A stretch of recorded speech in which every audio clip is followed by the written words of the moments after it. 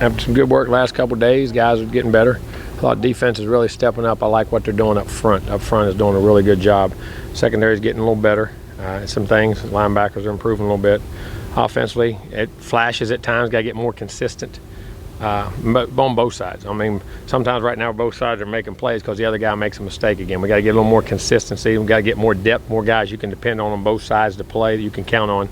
But that's going to become some of those young guys first time out are getting better. So making progress, getting there, not nowhere close, but you know, very interesting. What did you see in the scrimmage from the secondary that would make you say, yeah, they're getting better?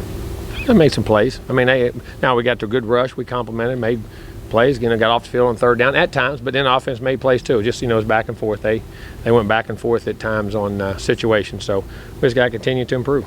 Are you confident when you say that you see good things from the defensive line, that's because they're that good? And and what does that mean about the offense? Well, you know, we keep talking about the offensive line. We were 15th in the country last year and ran for 200-some yards and threw for 270.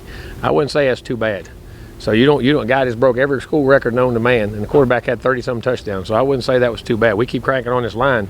I think they've been pretty daggone productive in my evaluation. But the defensive front is a good group. Jimbo, as you sit now looking over the scrimmage and then where you are as a roster, how close are you to where you want to be depth-wise? Nowhere close. Nowhere close. We're guys who can play championship level football. I mean, we got to get better. We got some guys, but we have to get a lot more guys to understand. Some of them it's just youth. Some of them are getting put in situations they've never been in. Some guys are having to take roles they've never been in. You know, whatever it may be, or you know, you're the bell cow now. You're the guy out front. You know, that's all a different deal than just playing and being a good player. You got to take a different responsibility. So from that standpoint, we got to get a lot better. And the young guys, we got to improve them. So you know, when the injuries and things occur, like it's happening in our wideouts. I mean, you're playing out 7, out 1, out 13.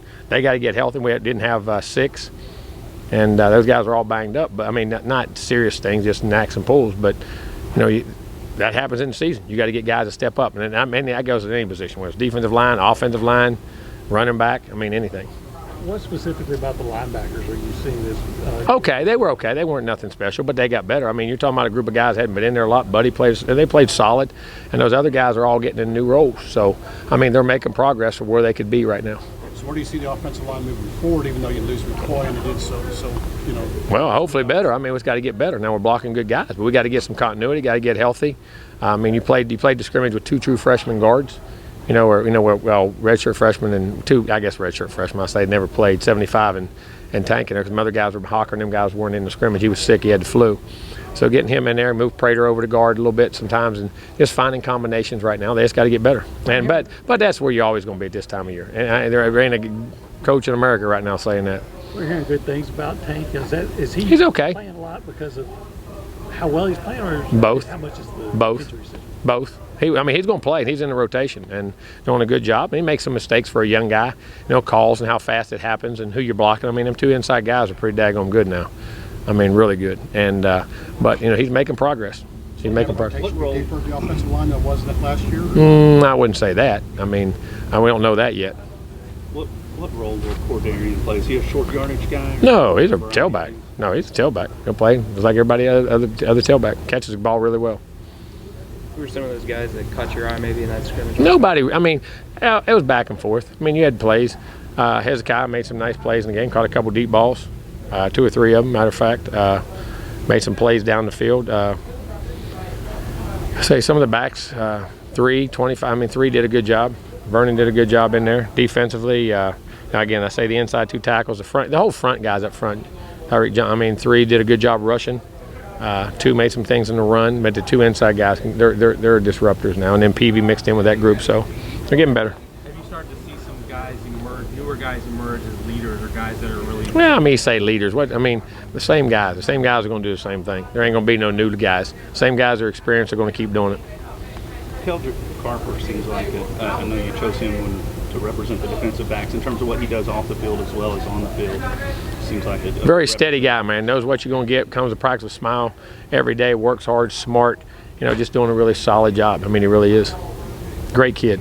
Great kid. What kind of kid do you like to You do. Oh, yeah, no doubt. I mean, they are. And he plays because you know what you're getting every day. And that's the thing with all these guys. Show us what you're going to do every day. Be consistent, because then you can coach around that. You know what I'm saying? Whatever you are and who you are. Don't be up and down. And that goes right now, because now they're starting to get banged up. They're starting to get bruised. All those things. Who can play with a little bit of pain? Who can play with a nick or a knack? You know, that whole thing. You're starting to find out about them. And, you know, when you're the backup, or there's another guy there that kind of can cover you a little bit. Now you're the guy out front, or got to be the leader of the group. That's a whole different animal. And that's a learned behavior they have to learn to experience. And they're getting better at it as a team. I mean, as a team, we got to do that. Has Grayson Reed been out there? Who? Grayson. No, he had that torn pec. He'll be out there all spring. He'll be back this summer and fall. We're missing him. Center position looking. Okay, McCollum, Prater, Clements, all those guys get in and get snaps. They're doing. I mean, they rotate and did a solid job. I mean, we moved the football and did good things. On the recruiting side of things, with Larry McDonald coming back, what do you think about that? You know, I'm very happy with Larry. Larry does a great job. You know, wanted to try to keep him as much as we can, but you know, there's promotional things that you know, they're going to take. But then we had an opening come back, so it was great to get him back. Larry's a great guy. Loves A&M. Went to A&M. Knows everything about it. And when he recruits, he puts his heart into it. And we're happy to have him back.